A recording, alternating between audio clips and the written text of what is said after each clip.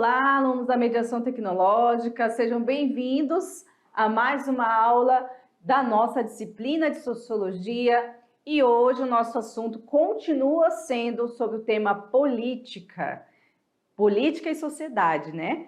E hoje a nossa aula vai seguir essa sequência ainda sobre esse tema de política, só que agora falando um pouco mais sobre a democracia, sobre a cidadania, né? Então, aqui a nossa aula continua nessa temática, mais à frente a gente vai dar uma guinada para outros temas, a gente vai falar um pouco sobre outros temas da sociedade, e aí a gente vai relembrando esses assuntos que vocês já devem ter ouvido falar em algum lugar, né? Nos grupos de amigos, na escola, nas aulas de história, nas aulas de geografia, e aqui na sociologia a gente traz também com uma reflexão mais sociológica, tá bom? Então vamos aqui para o nosso quadro. Hoje a aula vai ser sobre governo e sistemas de governo, né? Na nossa próxima aula, que é a aula 4, aqui nós vamos falar sobre cidadania, tá? Eu confundi aqui, porque eu estava mexendo na outra aula e acabei achando que era essa aula 3. Mas hoje a gente vai continuar falando sobre Estado e governo, nós vamos falar sobre sistemas de governo, nós vamos falar sobre formas de participação política através de partidos, de sistemas, né, eleitorais, como funcionam os sistemas partidários, como funciona o sistema eleitoral e como a gente pode identificar algumas questões da formação do Estado brasileiro, tá? Então, aí são os temas da nossa aulinha de hoje. Muito bem!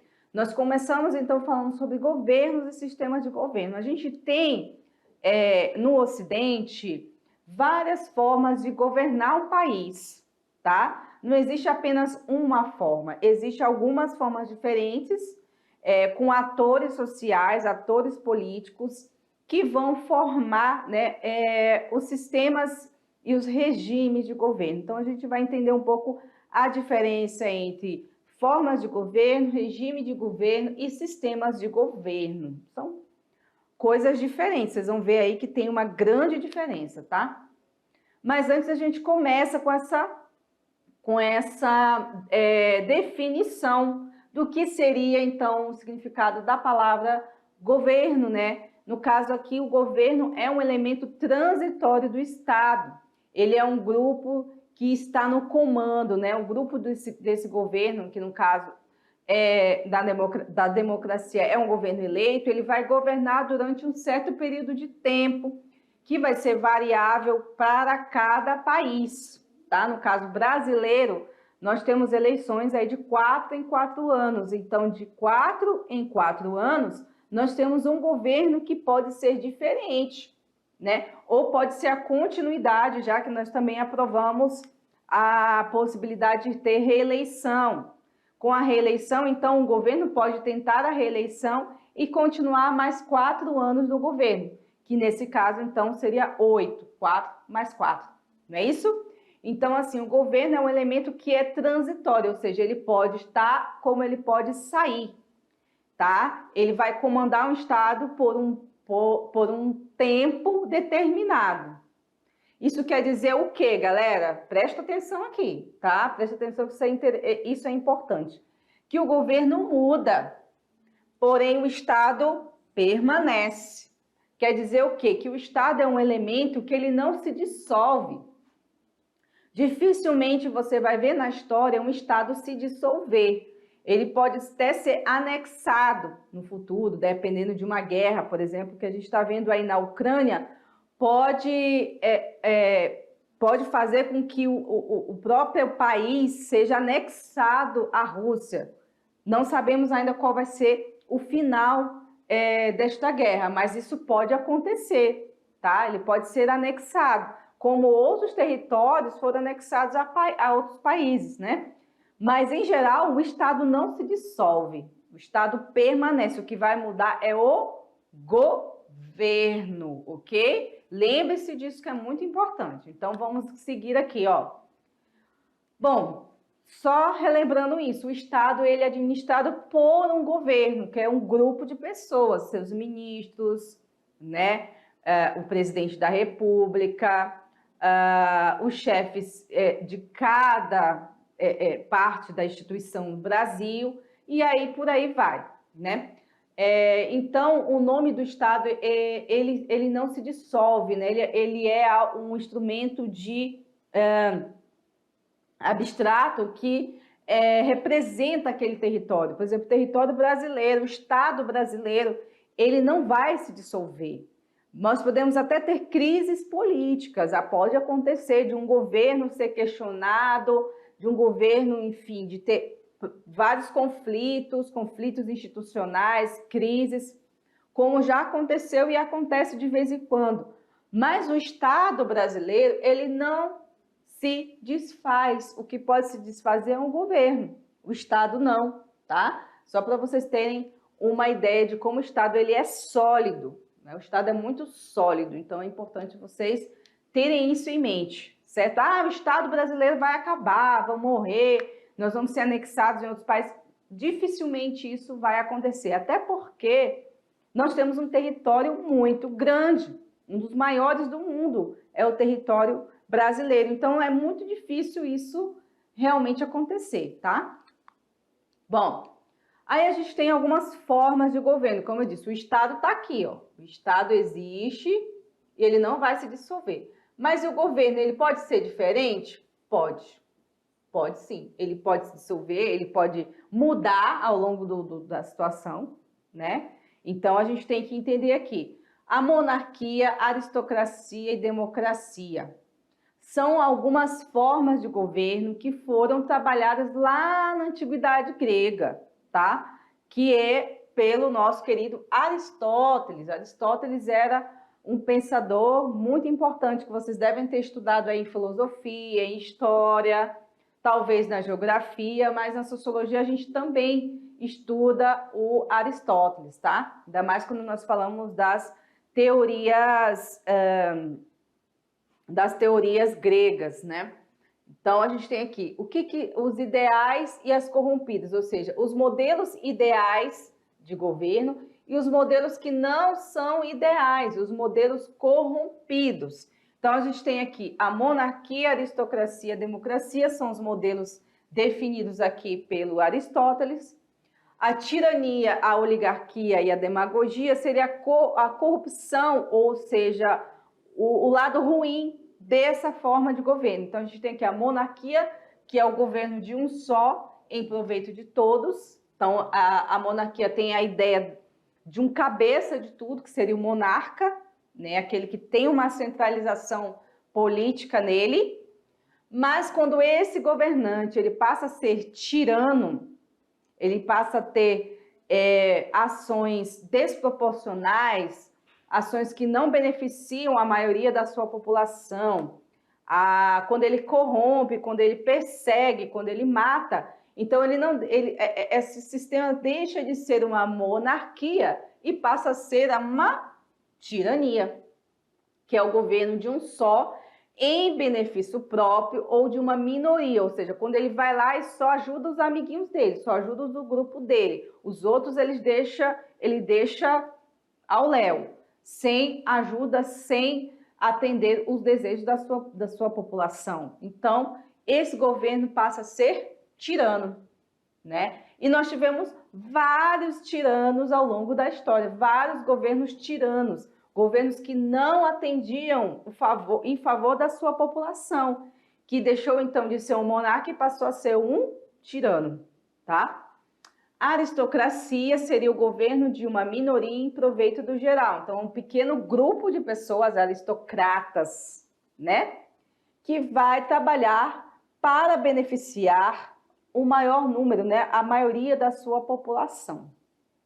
Só que aí, quando esses aristocratas começam a fazer ações que só beneficiam o seu próprio grupo, não, e deixa de atender o anseio da sua população, eles deixam de ser aristocratas e tornam-se uma oligarquia. Então, oligarcas, né? Eles deixam de ser aristocratas para se tornar oligarcas. Ou seja, esse governo, então, deixa de ser uma aristocracia e passa a ser uma oligarquia, que seria um governo de minoria, de uma minoria para beneficiar a si mesmo.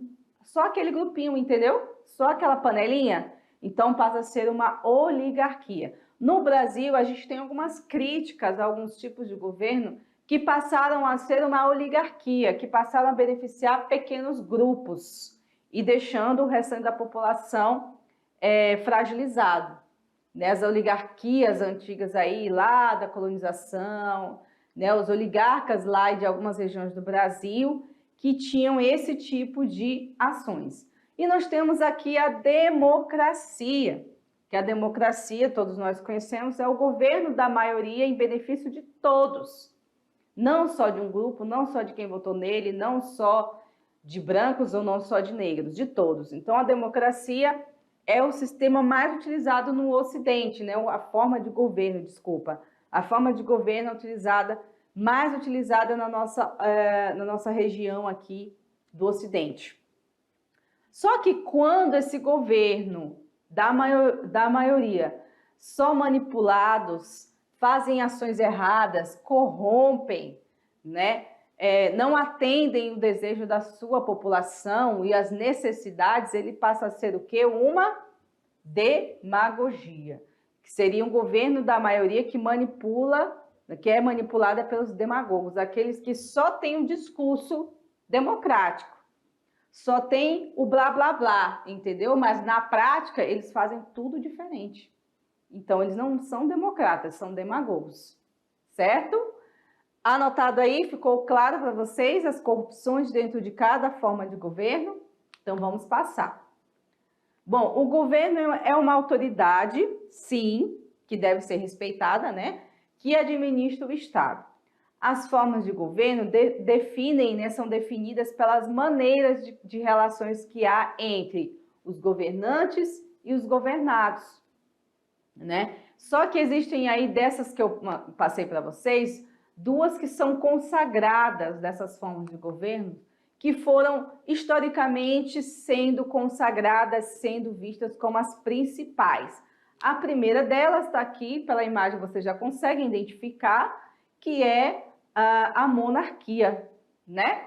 Tá aí a Rainha Elizabeth, que morreu esse ano, né?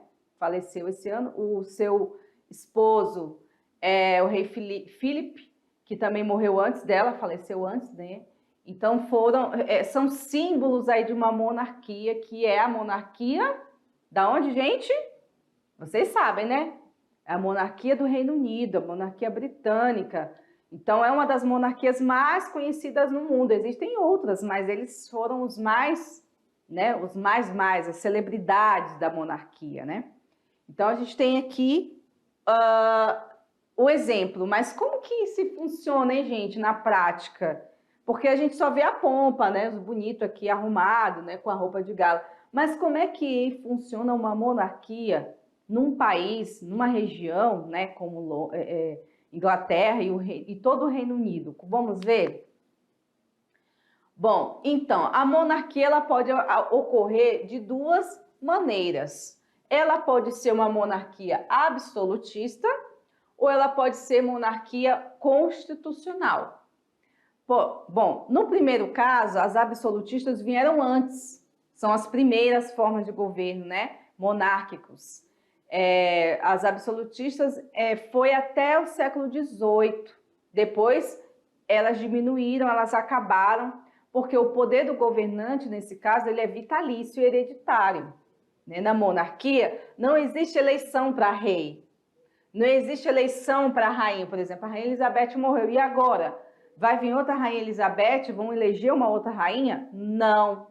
Não, porque toda essa construção da monarquia se traz pelas heranças familiares. Então, é hereditário, tá certo? No modelo constitucional, continua tendo a figura do rei, do monarca, do rei e da rainha, dos príncipes, né? Duques, enfim, vários títulos que tem dentro da monarquia. Mas aí, esse poder do monarca, ele não é mais absoluto, como era nas absolutistas. Ele é limitado.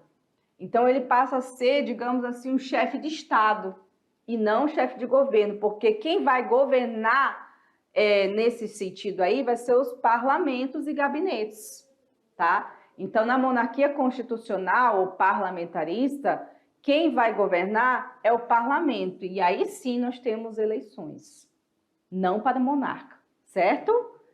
Então, gente, nesse caso, a monarquia ela passa a ser diferente e adotar esse modelo parlamentarista em quase toda a Europa, né? Então, a gente tem aí esse modelo. Aqui a gente está falando da república. A república é diferente da monarquia. Por quê? Porque ela se opõe primeiramente à forma monárquica, não concorda com esse tipo de forma de governo. Eles rejeitam o papel dos governos aristocráticos e oligárquicos, porque beneficia apenas um pequeno grupo, né? E dentro das ideias republicanas, os benefícios devem se estender a todos. Então, a gente tem, nele, nós temos a figura já que vocês conhecem, que é a figura dos presidentes e dos primeiros ministros, né? Que são eleitos por períodos determinados. Tem uma outra questão aqui para a gente perceber, para a gente falar, que pode existir repúblicas parlamentaristas, tá? Que aí tem a figura do parlamento também, mas mais adiante a gente vai falar, tá bom? Então tá aí, a república e a monarquia são as principais formas de governo, né, que existem no Ocidente. Se você for ver um país, você vai ver ou ele é monarquia ou ele é república, tá? E aí a gente vai conhecer agora os sistemas de governo. Então, dentro de uma república, pode ter mais de um sistema de governo? Dentro de uma monarquia, pode ter mais de um sistema de governo? Vamos conhecer, sim ou não? Vamos lá ver, então. Bom, o sistema de governo vai depender, então, aí da relação dos poderes, legislativo e executivo, aqueles que criam as leis e aqueles que executam.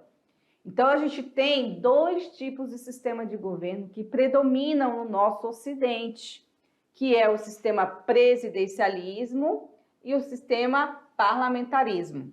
Então, os dois são muito utilizados no nosso Ocidente. E aqui na América Latina, o mais predominante é o presidencialismo, né? Vamos conhecer qual é o papel de cada um deles? Vem aqui comigo, preste atenção, gente, que isso é importante. A gente começa então pelo presidencialismo, né? O que é o presidencialismo? Bom, com o presidencialismo a gente tem então a figura das eleições. A cada 4 anos, como é o caso do Brasil, nós temos as eleições presidenciais, direta ou indireta, né? Por um tempo determinado.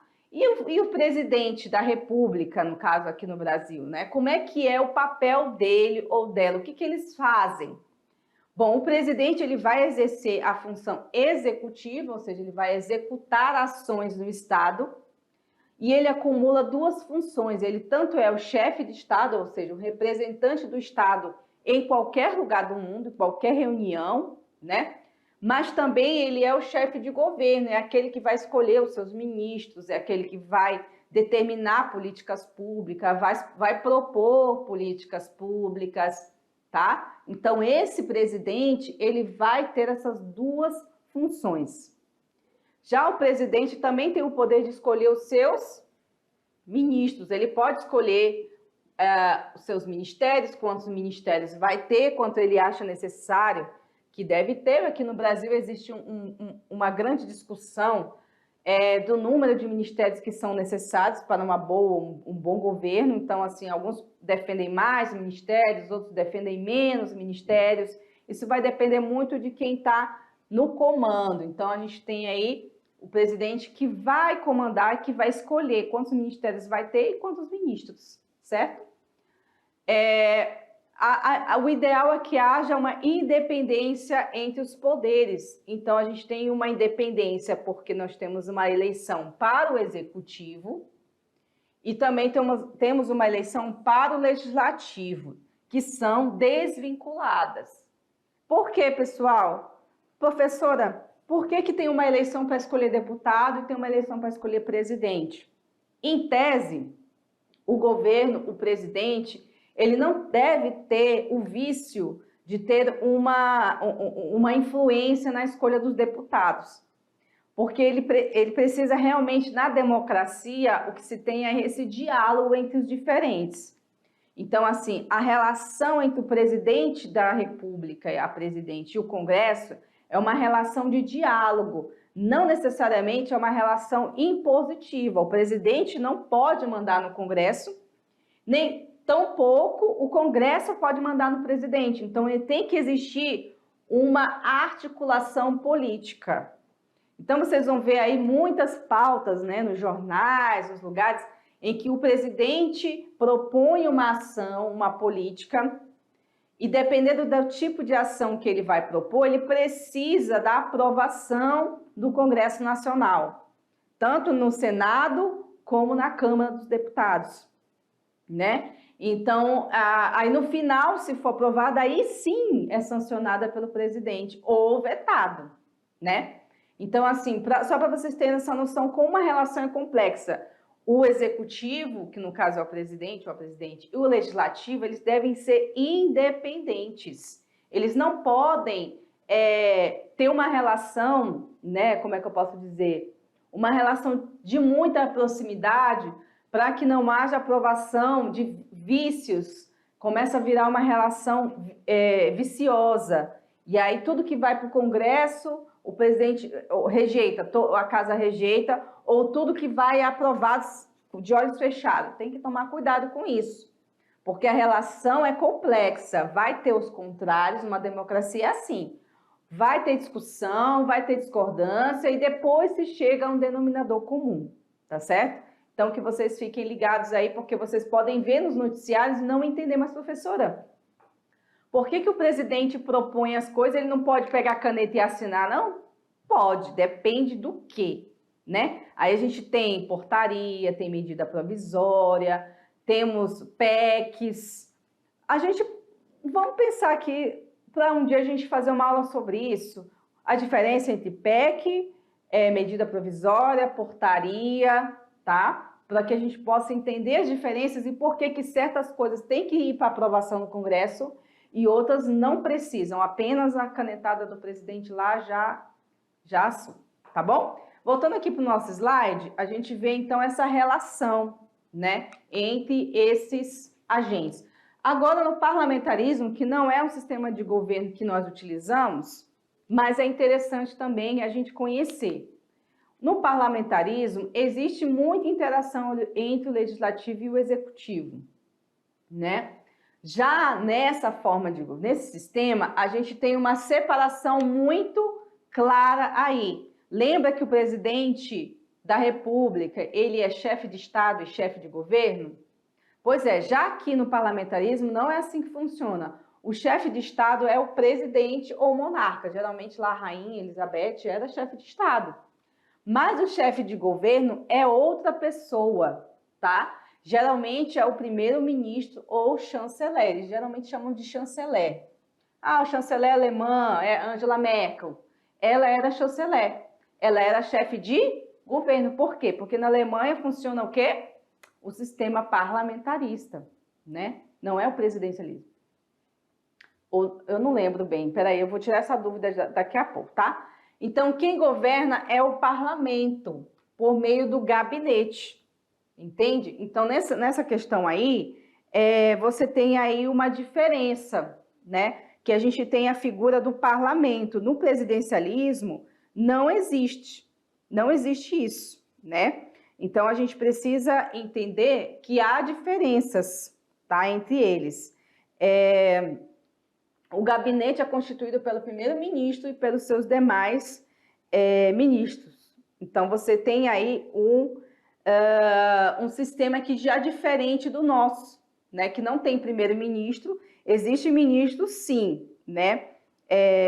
Existe os ministros dos ministérios, né? O Ministério da Educação, o Ministério dos Esportes, o Ministério da Justiça, mas o papel deles é diferente, tá? Alguns instrumentos importantes que a gente deve pensar que que o princípio, há um princípio de responsabilidade ministerial, tá? E que existe, sim, constitucionalmente, a dissolução, a possibilidade de dissolução do parlamento, tá? Isso pode acontecer, mas isso é muito difícil. Gente, tirando a dúvida de vocês aqui, ó, a Alemanha é uma democracia constitucional federal, né, que foi criada em 1949, e ela é uma república parlamentarista. Então, acertei. Nós temos a figura do chanceler eleito pelo parlamento. Lá também, na Alemanha, as eleições para o parlamento acontecem de 4 em 4 anos pelo voto popular, tá?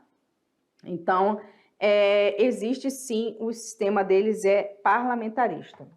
Muito bem, só para tirar essa dúvida de vocês aí. Então, gente, no parlamentarismo a gente tem o chefe de Estado, a gente tem o primeiro-ministro, o gabinete e o parlamento, tá? O chefe de Estado escolhe o primeiro-ministro, no caso ali a rainha da Inglaterra, o ministro escolhe o seu gabinete, né? E o parlamento aprova ou não o gabinete que foi escolhido. É assim que funciona no parlamentarismo, tá? Agora a gente vai aqui para a forma de participação política, como que a gente pode participar ativamente da política, né? E os sistemas eleitorais. Vamos aqui então seguir. As participações políticas são muito importantes, né, gente, para o desenvolvimento da sociedade, do Brasil, né, de qualquer estado. Elas podem ser organizações baseadas em uniões voluntárias, né, orientadas para influenciar e até mesmo conquistar o poder do Estado. Então, qualquer organização pode, como nós vemos numa democracia, você pode se reunir ou se organizar para cobrar do governo, ou até mesmo para eleger representantes para os seus interesses, né? Então, assim, nessas forças políticas da luta de institucionalização, a gente tem, sempre haverá, numa democracia, né, o governo ancorado por essas duas frentes, os que sustentam, que são os da situação, ou seja, o governo que foi eleito, e os que contestam o que o governo eleito faz, que é o da oposição.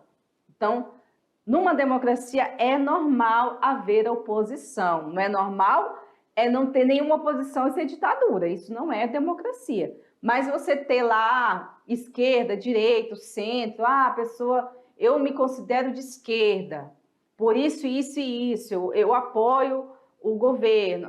Não, mas eu sou de direita, eu não gosto da esquerda, eu acho que a direita é isso, isso e isso, então eu discordo do governo, enfim. Dentro de qualquer lugar, nos Estados Unidos existe a direita e a esquerda, né? Na Alemanha existe direita e esquerda, no Brasil existe direita e esquerda. Então, qualquer democracia, gente, vai ter grupos contrários, é normal, é saudável, até para trazer um equilíbrio para a própria sociedade, porque se todo mundo pensar igual, né, onde nós vamos parar? Então, a esquerda, a direita, o centro, né, aquele que fica ali entre um e outro, talvez, às vezes gosta de algum tema da esquerda, o outro não gosta, e aí a galera que fala que são os indecisos, né, o de centro, nem um nem outro, nem direita nem esquerda, enfim. Então, a gente tem toda essa questão aí que é importante para a gente entender como é interessante a gente perceber que é normal haver, né, os contrários, né? É normal, gente. Não é normal a gente querer acabar com o contrário, aquele que pensa diferente da gente. Então, vamos lá, resumimos, né, gente? Vamos lá. Resumo. Nós estudamos até aqui formas de governo, sistema de governo e regime de governo. Bom, formas de governo no ambiente ocidental, nós temos a república e a monarquia, certo? Nós temos aqui no sistema de governo o presidencialismo e o parlamentarismo, né?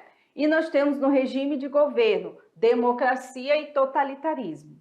Vamos então resumir aqui. Quando a gente tem um modelo que é republicano, provavelmente nós vamos ter um sistema presidencialista e também um regime de governo democrático. Então, é natural que um país republicano, a República Brasileira, nós somos uma república, né? Temos o presidencialismo? Temos. Temos a democracia? Temos. Então tá ok. É isso aí, tá certo? Agora aqui na monarquia, nós temos geralmente a monarquia mais comum que está existindo hoje, é a monarquia parlamentarista. Então nós temos o quê? Um sistema de governo parlamentarista. E o regime de governo é totalitarismo, quando não é o ideal, né? Mas o certo seria democracia também, tá? Então a gente também pode ter uma monarquia democrática, por que não? Né? Onde as pessoas podem utilizar-se dos instrumentos democráticos para governar também, certo? Bom, e aí como funcionam os sistemas partidários? A gente tem diferenças no Brasil, como é que é? No mundo todo é assim ou não? A gente tem diferenças. Gente, não é tudo igual, tá? Deixa eu só explicar aqui para vocês. Nós temos, principalmente no Ocidente, no Oriente também ali, alguns tipos de sistemas partidários. Nós temos os sistemas monopartidário, bipartidário ou multipartidário. Mas, professora, o que a senhora está falando de sistemas partidários? O que quer dizer isso que eu estou boiando aí nessa conversa? Gente, são número de partidos políticos, tá? Por exemplo, assim, aqui no Brasil nós temos o quê? PSDB, PT, MDB, PL, PSB, não sei se ainda existe o PSB, União Brasil, nós temos vários partidos, certo? Então, dentre esses aí, qual vocês acham que é o nosso sistema partidário? Acertou quem falou o multipartidário, é isso mesmo. No sistema multipartidário, como é o caso do Brasil, existem vários partidos. Então, assim, não tem um limite para o Brasil. Ah, tem um limite de partidos, professora, para existir no Brasil? Não, não tem. Quantos partidos quiser surgir aí, se juntar, se separar, mudar nome, pode. Tudo liberado nesse caso, né? Então, nós temos os sistemas partidários que vão disputar as eleições, né, governamentais. Esse é o caso do Brasil depois da redemocratização, né, o final depois da ditadura militar. Então, a gente tem um sistema multipartidário, né, onde os partidos se organizam, lançam os seus candidatos, aí você vai ver os partidos maiores, menores, partidos que elegem mais candidatos, que vai ter uma bancada maior, né? Então, esse é um sistema brasileiro muito mais aberto nesse sentido. Agora, a gente tem outros dois aqui. Nós temos o bipartidário e o monopartidário. O mono, o nome já diz, é somente um partido. Só pode existir um partido naquele lugar. No caso, né, a gente tem um exemplo do Partido Comunista Chinês, o Partido da China. Na China, gente, não é que nem no Brasil, não. Pode ter um monte de partido, não, tá? Lá é apenas um partido político, né? E que é muito questionável por conta dessa coisa da democracia, né? O bipartidário é quando atuou apenas dois partidos, né? Como grandes forças políticas dentro de um território, né? De um estado. No caso aqui, a gente pode colocar como exemplo os Estados Unidos. Os Estados Unidos funciona assim, tá? É bipartidário. Existem os democratas e os republicanos. Ou você é de democratas ou você é dos republicanos. E geralmente, né, eles vão alternando o poder aí, principalmente nas eleições presidenciais, que aí também representam direita e esquerda lá nos Estados Unidos, tá? Lá também tem direita e esquerda, tá bom? O sistema eleitoral. A gente no Brasil, nós temos também regras para eleição, tá? Não é também tudo tão livre assim. Nós temos as eleições majoritárias e tem a proporcional. Então, o que é um sistema eleitoral? Vocês estão me perguntando, professora, já estou boiando de novo. O que é sistema eleitoral? É a forma com que os representantes são escolhidos, né? Nós temos uma legislação nacional que versa só sobre isso, né? A eleição e a legislação eleitoral. Então, essa legislação, ela orienta as eleições, estabelece nossas regras, horários, datas para a realização das eleições, né? Por que só é um dia para votar, professora? Por que não pode 2 dias? Porque está na lei e a gente tem que cumprir a lei. Ah, por que o sistema tem que ser urna eletrônica? Porque está lá na lei. Agora, se quer mudar, pode mudar. Vai depender das forças políticas, né? Bom, então a eleição ela pode ser majoritária ou proporcional, ou seja, a eleição majoritária quem vence quem tiver a maioria dos votos, tá? E a proporcional vence, aí já é um voto de legenda, né? O voto vai para o partido ou a frente partidária de acordo com o coeficiente eleitoral. Como que funciona isso? Vamos passar aqui adiante. O coeficiente eleitoral ele é calculado por meio da divisão dos votos válidos em uma determinada população votante pelo número de cadeiras disponíveis para a qual concorrem os candidatos. É um pouco complexo, viu, gente? Não é fácil de entender, não. Então, assim, é um cálculo que se faz para ver os partidos que têm maior bancada ou menor bancada e, assim, proporcionalmente, os candidatos que vão tendo mais votos, puxando o voto da legenda, ele vai puxar mais deputados, sabe? As eleições, elas podem ocorrer com base no sistema de lista fechada. Os partidos, escolhem os candidatos e os eleitores votam só na legenda e não nos candidatos, ou na lista aberta, que o partido escolhe os candidatos, mas estes concorrem individualmente, podendo o eleitor definir o candidato da sua preferência. Você sabe que no Brasil é lista aberta, né? A gente escolhe os candidatos e depois a gente vai vendo quem foi o mais votado e entrando dentro, né, na representatividade política. Bom, então, gente, só resumindo aqui, como que ocorrem as eleições no Brasil, tá? Nós temos dois sistemas, o majoritário e temos o proporcional. Como que ocorre o majoritário? O majoritário, a eleição é aquela que ele é eleito, a pessoa eleita que tem mais votos, e nesse caso nós temos a eleição majoritária para presidente, governador, prefeito ou prefeita, senador ou senadora, tá? Então, esses cargos aí é o sistema majoritário. Agora, para deputados federais, deputado estadual ou distrital e vereador, funciona a proporcional, tá? É aquela em que o partido que recebeu mais votos elege mais candidatos. Ou seja, um partido, vou inventar uma sigla aqui, o partido PXB recebeu mais votos na eleição, ele vai puxar mais deputado, vai puxar mais vereador, vai puxar mais deputado estadual, entendeu? Então, é assim que funciona no Brasil. Não sei se vocês já sabiam, mas se não sabiam, agora estão sabendo. Nós temos dois tipos, a majoritária e a proporcional, certo?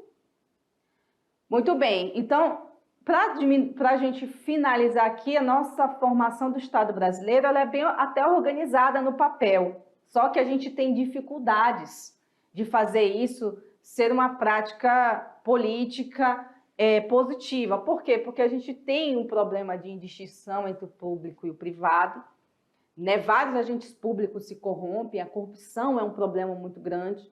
O clientelismo, que é, eu doei 1 milhão para a campanha de fulaninho, só que agora esse fulano vai ter que me ajudar, senão eu vou arrebentar com ele.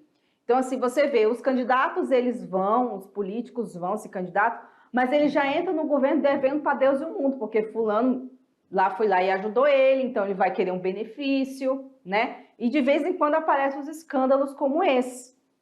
Então, a gente tem dificuldades da atuação política na mídia, ou seja, os políticos usam a mídia também a seu favor, fica ali naquele inferno, né? Porque fulano fez isso, fulano fez aquilo. Então, assim, a própria mídia acaba se servindo para beneficiar ou prejudicar determinados políticos, desafetos.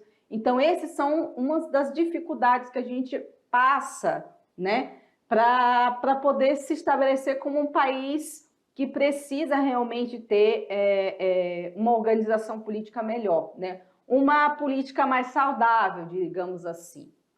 Então, gente, está aí as nossas referências da aula de hoje.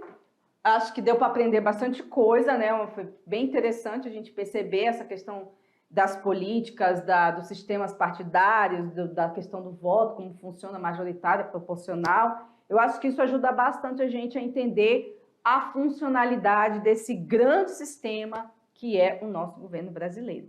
Então, gente, um abraço, espero vocês daqui a pouco na nossa revisão de conteúdo, tá bom? Até mais!